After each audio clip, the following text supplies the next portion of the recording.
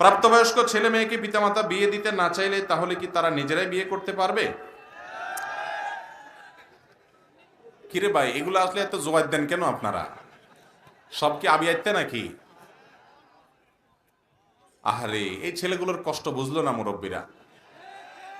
মুরব্বীরা, আপনারা যখন অল্প বয়সে বিয়ে করছেন তখন এত ফেতনা ছিল না বাবারা। এখন অনেক ফেতনা, অনেক ফেতনা। ফেসবুকে, ইউটিউবে, অনলাইনে, অফলাইনে এই ছেলেরা নিজেদের চরিত্র ভালো রাখতে চাইলেও পারে না, গায়ে এসে পড়ে ফেতনা। অতএব তাদের, আপনারা যত অল্প বয়সে বিয়ে করছেন এদের আরো তাড়াতাড়ি দরকার। এদেরকে যদি তাড়াতাড়ি না দেন ফেতনায় ভরে যাবে বাবারা। নবী করিম সাল্লাল্লাহু আলাইহি সাল্লাম সাবধান করেছেন, আপনি যদি সময় মতো বিয়ে না দেন, বলে কি নিজের পায়ে নিজে আগে দাঁড়াও। কেন, সে কি আরেকজনের পায়ে দাঁড়া রয়েছে? তো নিজের পায়ে দাঁড়ানো মানেটা কি? এটার মানে হলো তুমি এক বস্তা পয়সা কামাই করো, এরপর তুমি বিয়ে করিও।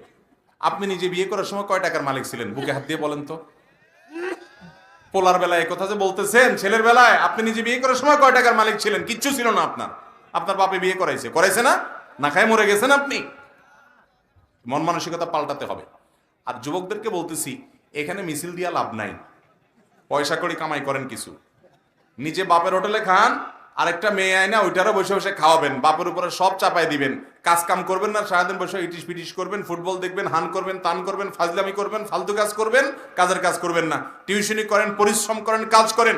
বিদেশে অমুসলিম দেশগুলোর অনেক ভালো দিক আছে যেগুলো ইসলাম আমাদেরকে দিয়েছে, আমরা করি না। তাদের দেশে দেখা যায় যে বড়লোকের ছেলেও সে নিজে উপার্জন করে, বাবার দিকে তাকায় থাকে না, কিছু একটা করে, উপার্জন করেন, পয়সা করি কামান। আরে ভাই, দুনিয়াটা এরকম, পয়সা করি যখন কামানো ধরবেন আর পয়সা করি যখন হয়ে যাবে, তখন বিয়ে আপনি চাওয়া লাগবে না, মেয়ের বাপরা আপনারা টেনে নিয়ে যাবে। অতএব নিজেরা উপার্জন করতে হবে। আর উপার্জন যদি করতে সেরকম নাও পারে, বাবা মারা সহযোগিতা করা উচিত, সহযোগিতা করা উচিত। আল্লাহ সবাইকে বুঝার তৌফিক দান করুন। কিন্তু তাই বলে বাপ মা দেয় না দেখে একদম নিজেরা পালায়া 2 নম্বরই করে বিয়ে করবেন।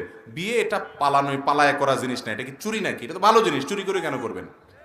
এটা জীবনে একবার করবেন, চুরিদারি করে পালায়া লুকায়া ছাপায়া কেন করবেন? যেই কোনো ভাবে হোক বাপ মারে ফুসলা ফাসলা রাজি করাবেন, আর সিরিয়াস হবেন, এত কাজ করবেন, বাপ মা দেখবে যে মাশাআল্লাহ বিয়ের জন্য ছেলে আমার এত কষ্ট করতেছে, উপার্জন করবেন। এবং আলেম ওলামাদেরকে দিয়ে বুঝাবেন, তাদেরকে দিয়ে বুঝাবেন, কোরআন হাদিসে আলোকে বুঝাবেন, দোয়াও করবেন, আল্লাহ মা বাবার দিলটা নরম করে দাও। যদি একদম মা বাবা তো অমানুষ হয়, অনেক মা বাবা আছে এরকম যে মেয়ের বয়স 30 হয়ে গেছে তাও বিয়ে দেয় না, চাকরি করে মেয়ে, বসে বসে পয়সা খায় বাপ মা, বিয়ে দিলে তো স্বামী নিয়ে যাবে। এরকম যদি হয় তাহলে সেক্ষেত্রে আলেমদের সাথে, আমার মাসআলা কমন মাসআলা নেবেন না, আলেমদের সাথে দেখা করে, বিচক্ষণ কোনো আলেমের সাথে পরামর্শ করে আপনার পুরো অবস্থা ডিটেল বলে পরামর্শ নেবেন যে হুজুর আমার এই মুহূর্তে কি করা উচিত। এমনও হতে পারে যে আপনাকে তখন পারমিশন দেওয়া হবে, যাও তুমি কোনো দ্বিতীয় ব্যক্তিকে অভিভাবক বানিয়ে তোমার সেকেন্ড অভিভাবকের কাছে গিয়ে তার মাধ্যমে, অথবা তুমি নিজে প্রাপ্তবয়স্ক হলে বিয়ে করো, তারপরেও গুনাহ থেকে বাঁচতে হবেই হবে।